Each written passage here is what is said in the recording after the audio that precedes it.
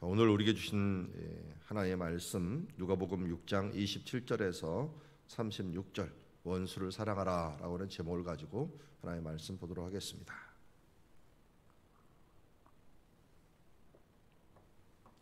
한 절씩 교독합니다.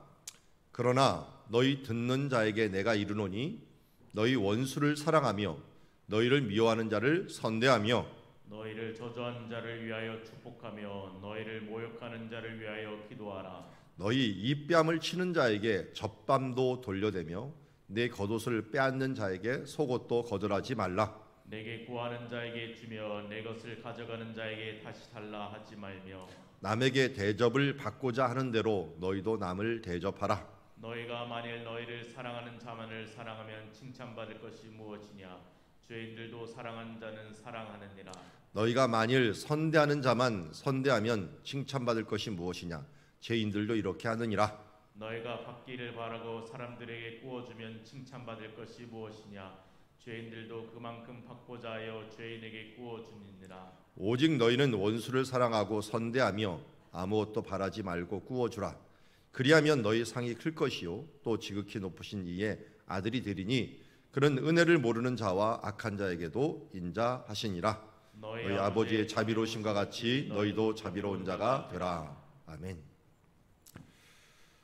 자, 우리 계속해서 하나님의 전략이 무엇인가라고 하는 부분들을 보는데요. 하나님의 전략은 1차적으로 어제는 기도하는 것이었습니다. 기도할 때 그리스도인들은 가장 강합니다. 왜냐하면 전능하신 하나님이 바로 일하시기 때문에 그렇습니다. 나는 약하고 나는 부족하고 나는 정말 미련한 존재라는 것을 우리가 깨닫고 하나님 앞에 모든 것을 맡기는 삶, 그러다 보면 하나님께서 나와서 일하시는 삶을 우리가 경험하기 때문입니다. 두 번째 하나님의 전략을 잘 보니까 사랑하는 것입니다. 예수님께서도 이제 내가 너에게 새 계명을 주노니, 원래 있었던 계명이지만 다시 한번 새 계명을 주노니 서로 사랑하라. 어떻게 해요? 내가 너희를 사랑한 것 같이 너희도 사랑하라. 예수님이 우리를 어떻게 사랑했습니까? 우리 사도 바울은 서신서에서 우리가 아직 죄인 되었을 때, 우리가 원수 되었을 때 하나님께서 자기의 사랑을 나타내셨다라고 말씀하고 있습니다. 오늘도 예수님께서는 바로 너희 듣는 자에게 내게 이르노니 너희 원수를 사랑하라 라고 말씀합니다. 원수를 사랑하는 것은 예수님이 이 땅에 오실 때부터 원수 사랑이 시작이 되었고, 원수를 사랑하는 것은 예수님께서 십자가에 마지막으로 죽으실 때 비로소 진정한 원수의 사랑을 우리에게 이루셨습니다.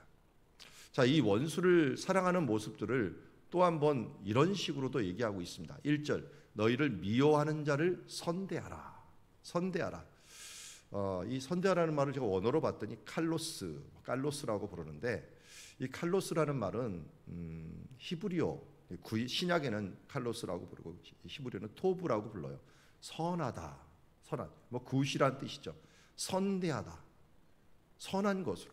이걸 동일하게 이제 우리 그 성령의 열매로 본다면 양선입니다. 양선. 그러니까 선한 것으로 좋은 선함, 그러니까 선한 것으로 우리가 행동하는 것. 미워하는 자를 갖다가 선하게 대하는 것, 참 쉬운 일은 아닙니다. 근데 여기 보니까 원수를 사랑하는 것이 뭔가 봤더니 이런 식으로 행동하라는 거예요. 그냥 원수를 사랑해야지 되는 게 아니라 미워하지만 의지적으로 선하게 행동하는 것입니다. 선하게 어떻게든지 그에게 대해주는 것들이 바로 원수를 사랑하는 것이다 라고는 알 수 있고요. 두 번째 보니까 너희를 저주하는 자를 위하여 축복하라. 축복하라. 저주하는데 우리를 위하여 축복을 해. 상대방은 저주하는데 우리를 축복하라는 겁니다. 세 번째 보니까 너희를 모욕하는 자를 위하여 기도하라. 이거는 거의 성자 수준이죠. 그럼 이렇게 될 수 있습니까? 대부분 이거 맨 처음에 미워하는 사람들을 대하자마자 바로 나도 미워하게 되고, 저주하는 사람을 해서 저주하는 정도가 아니죠. 우리가 한 대 맞으면 어떻게 돼요? 2대 때리고 싶죠. 한 번 나한테 욕을 하면 내가 2개를 욕을 하고 싶고, 모욕하는 자를 위해서 자존심이 상하잖아요. 우리가 얼마나 모욕당하는 거, 모욕감을 못 참습니까? 그런데 바로 우리도 모욕하기 딱 쉬운데 원수를 사랑한다는 게 뭔가 바라는 것이 바로 이런 것이에요. 35절에서 동일하게 되게 오직 너희는 원수를 사랑하고 선대하며 아무것도 바라지 말고 꾸어주라 라고 얘기하고 있습니다. 원수를 사랑한다는 것. 이 대표적인 예가 바로 이 다윗이죠. 제가 지난번에도 말씀드린 것 같은데 다윗은 자기를 미워하고 죽이겠다고 쫓아오는 이 사울 왕을 어떻게 했어요? 선대했어요. 그가 자기를 죽이겠다고 오다가 이 굴에 들어왔을 때 그를 자르고 이 옷자락을 자르고 그를 죽이지 않고 선하게 행동했어요. 그리고 또 십황무지에서 왔을 때 그가 잠자고 있을 때 그를 찔러 죽이자라고 하는데 사람들을 막고 또 그에게 선대하면서 다시 한번 그에게 존경심을 표했습니다. 이게 원수를 사랑한다는 것, 선하게 행동하고 축복하고 기도해 준다. 기억하십시오. 원수를 사랑하는 게 무엇일까? 그를 선대하고 축복하고 기도해 주는 것이다. 안 됩니다. 그런데 어떻게 하면 됩니까? 예수님께서 나를 향하여 그렇게 하셨다는 것을 우리가 다시 한번 믿고 그분의 은혜를 받으면 되는 거예요. 내 힘으로 안 됩니다. 내가 바로 하나님 앞에 이런 존재였어요. 하나님을 미워하고 저주하고 모욕하는 자처럼 살아가는, 아니 차처럼이 아니라 그렇게 살았습니다. 그런데도 하나님께서는 우리에게 선하게 자기 아들을 아끼지 아니하시고 우리에게 내어주시고 또 우리를 축복해 주시고 십자가상에서도 그 가상칠언이 다 뭡니까? 기도였죠. 저들의 죄를 저들에게 돌리지 마옵소서. 우리는 날마다 하나 예수 그리스도를 십자가에 못 박는 삶을 살아가지만 여전히 주께서는 우리를 위하여 빌으시고 기도하시고 선대하시며 축복하신다는 사실들을 잊지 말고 그 앞에서 우리가 원수 사랑하는 것 내 힘으로 되는 것이 아니라 내가 죽을 때 가능하다. 나는 죽고 예수 그리스도로 살 때 우리가 원수 사랑하는 것이 가능하다라고 하는 것을 알고 오늘 우리가 원수 사랑이 안 될 때 또 십자가로 나오는 겁니다. 내가 이런 은혜를 받는 1만 달란트를 빚진 것을 탕감했는데 누구를 용서하지 못할까? 아직도 내가 죽지 못했구나. 내가 아직도 예수 그리스도의 사랑을 깨닫지 못하는구나 하는 것을 알고 그 사랑으로서 은혜 받을 때 우리의 힘으로 사랑하는 것이 아니라 예수 그리스도의 이름으로 사랑하는 사람들. 그래서 우리는 실수할 수 있습니다. 순간적으로 욱할 수도 있습니다.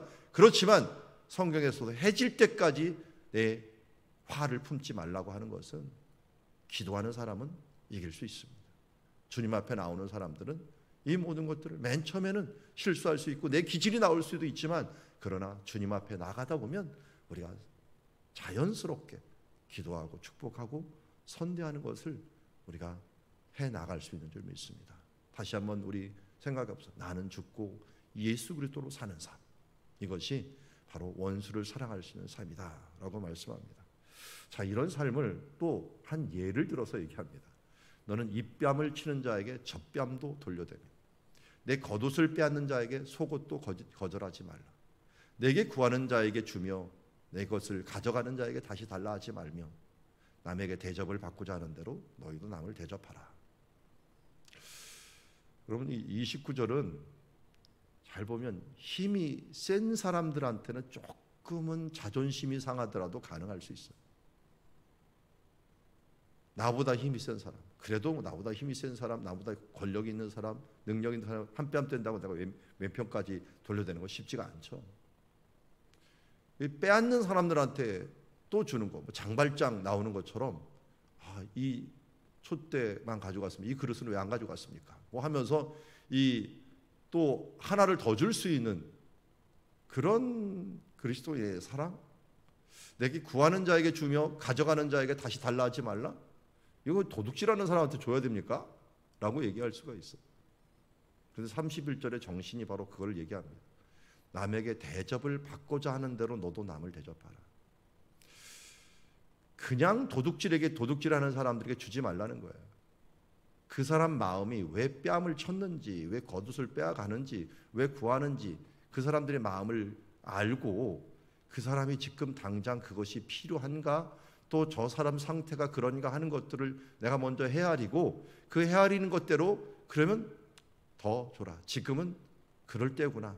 지금은 이 정도까지 내가 헤아려 줘야 되는구나 하는 마음으로 그것을 행동하라는 겁니다. 우리 전도하는 사람들, 예수 믿는데 선하게 살려고 하는 사람들이 꼭 끼는 사람들이 있어요. 그걸 이용하려고 하는 사람들이 있어요. 여러분, 이용당할 필요까지는 없습니다.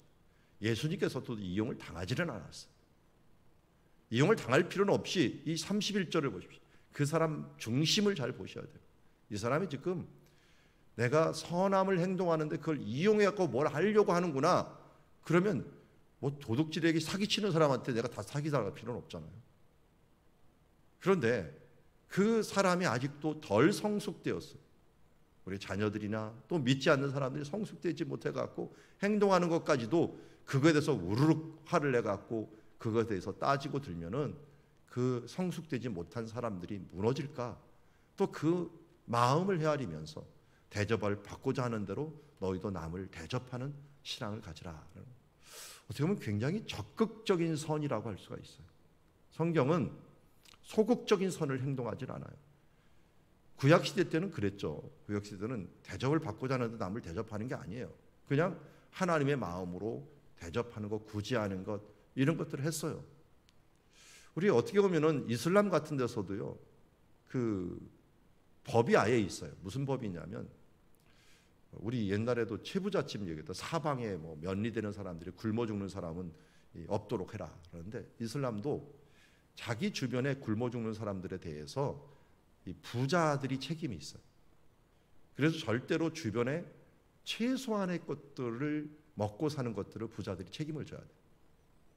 그리고 또 가난한 사람들은 부자들에 대해서 그런 존경심을 표하는 그런 공동체적인 것들이 있습니다.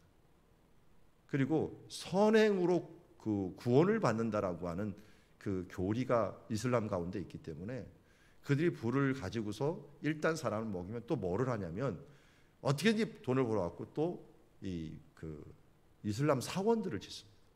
사원을 짓는데 또 힘을 내고요.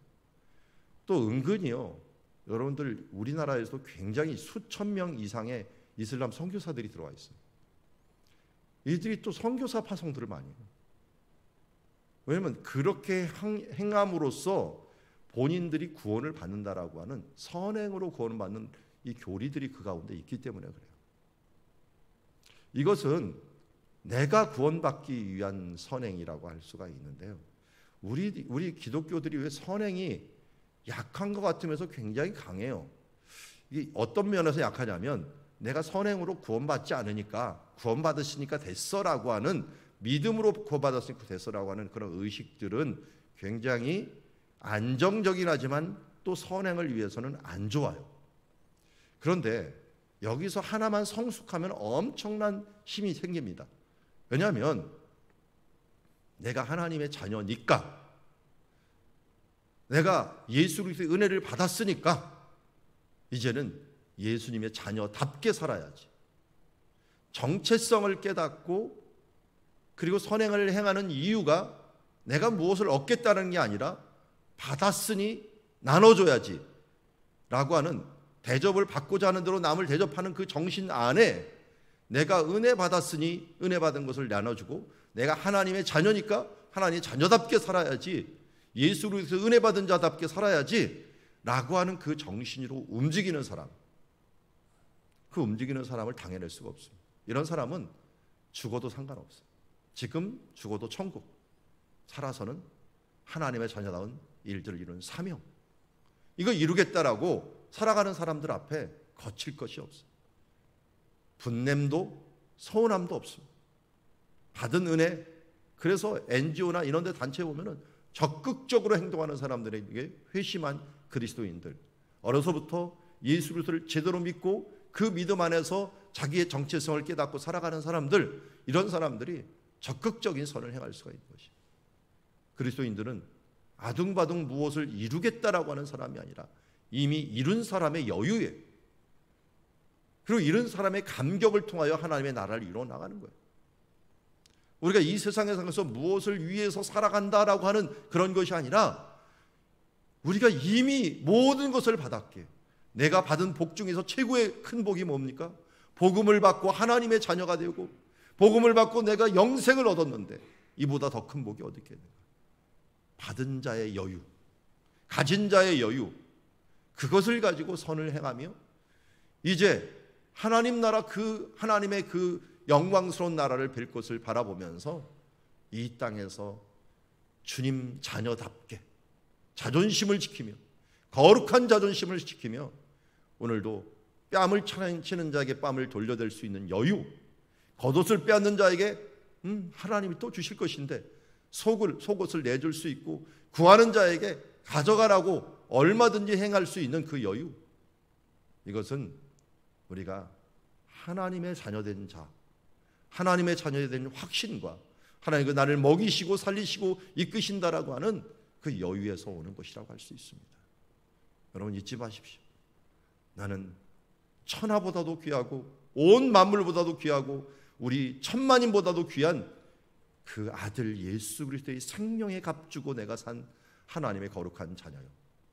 하늘에 오르셔서 예수 그리스도 그 땅에 거기만 계시지 않냐고 성령을 부어 내 안에 오셔서 질그릇 같은 내가 예수 그리스도를 품은 자라고 하는 거룩한 성전이요 성령의 전된 자라는 사실들을 잊지 말고, 죽어서는 천국에 가서 하나님의 영광을 받은 하나님의 자녀요, 이 땅에서는 잠시 동안 있지만 하나님의 호의와 천군 천사의 호의를 받아서 합력하여 선을 이루는 하나님의 자녀된 삶을 살아갈 것이라는 것을 잊지 않는 그 믿음의 삶, 여유로운 삶, 자신감 있는 삶, 그러기에 다른 사람을 헤아릴 수 있고 무엇이든지 나눠주고 공급할 수 있는 삶들을 살아가는 우리들이 되기를 원합니다. 이 믿음, 이 신앙을 잊지 않는 우리가 되기를 원합니다. 그래서 이런 삶들을 견지해야 됩니다. 너희가 만일 너희를 사랑하는 자만 사랑하면 칭찬을 받을 것이 무엇이냐? 죄인들도 사랑하는 사람을 사랑하느니라. 너희가 만일 선대하는 자만 선대하면 칭찬받을 것이 무엇이냐? 죄인들도 이렇게 하느니라. 너희가 받기를 바라고 사람에게 구워주면 칭찬받을 것이 무엇이냐? 죄인들도 그만큼 하고자 하여 죄인들에게 구워주느니라. 이익을 얻고자 행동하지 말고, 이 땅에서는 이익을 얻고자 행동하는 것이 아니라 받았기에 나눠준다. 축복의 통로가 되고 은혜의 통로가 되는 거지, 누구한테 은혜를 받기 위해서, 축복을 받기 위해서 품앗이로 하지 말라는 거예요. 그리스도인들은 품앗이 신앙이 아닙니다. 이미 받았기에 나눠주는 사랑이다. 다시 한번 강조합니다. 오직 너희는 원수를 사랑하고 선대하며 아무것도 바라지 말고 구워주라. 그리하면 너의 상이 클 것이요 또 지극히 높으신 이의 아들이 되리니 그는 은혜를 모르는 자와 악한 자에게도 인자하시느니라. 너희 아버지의 자비로우심과 같이 너희도 자비로운 자가 되라. 아멘. 주님께서 우리에게 그렇게 하기에 우리는 통로이지 무엇을 얻겠다라고 하는 사람이 아니다. 축복의 통로, 그리고 우리의 상급 좀 서운하면 하늘에서 쌓이는구나. 박해를 받으면 기뻐하고 즐거워하라.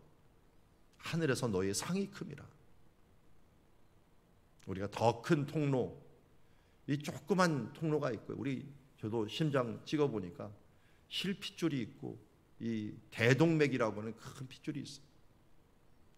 근데 저도 이렇게 심근경색에 와서 심장에 대한 부분들을 이것저것 들어보니까 심장이 사실은 우리 몸이 이게 막히면 옆에 있는 그 조그만 힘줄이 다시 커진답니다.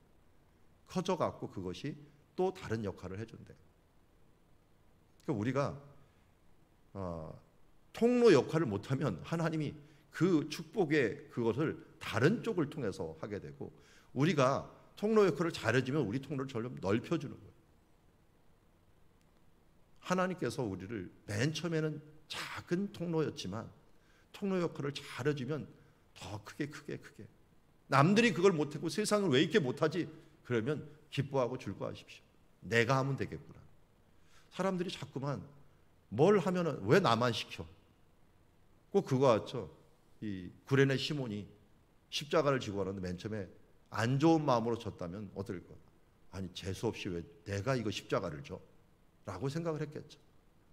그런데 내가 그를 사랑하는 마음으로 정말 불쌍히 여기는 마음으로, 예수가 누군지는 모르지만 그를 위해서 십자가를 진 것이 그들이 은혜의 통로가 되어서 그 집안이 바울을 세우는데 아주 지대한 역할을 한 집안이 되었어요. 그래서 사도 바울이 로마서 16장에 오면은 바로 그의 구레네 시몬의 아내를 보고 그는 나의 어머니와 같은 사람이다 라고 이야기하는 것을 보게 됩니다.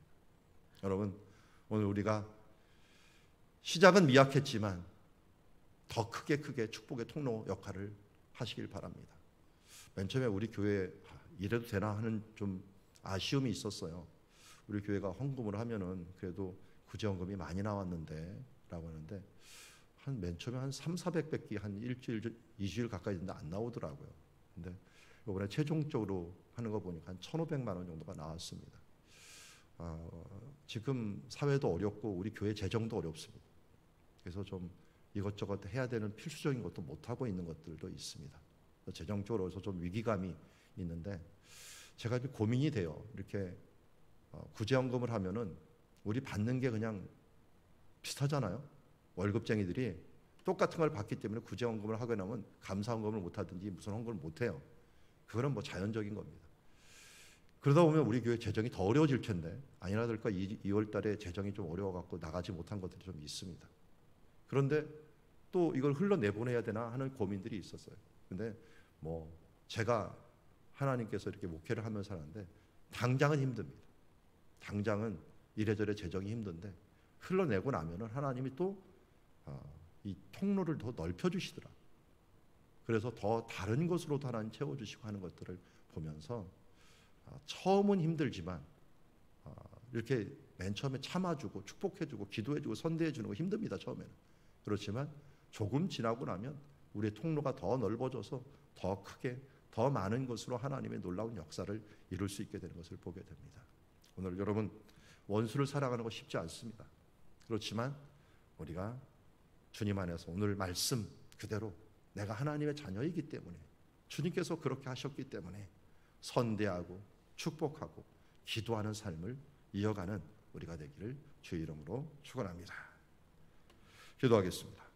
하나님 아버지, 오늘 원수를 사랑하라 합니다. 주님, 사람이 어떻게 이렇게 할 수 있겠습니까? 참아주는 것도 힘든데, 그냥 묵인하는 것도 힘든데, 그를 향하여 선하게 행동하고 축복까지 하고 기도까지 하라는 것 쉽지 않습니다. 그러나 나는 죽고 예수 그리스도로 살 때 주님이 우리에게 그렇게 하셨기에 우리도 그렇게 하기를 원합니다.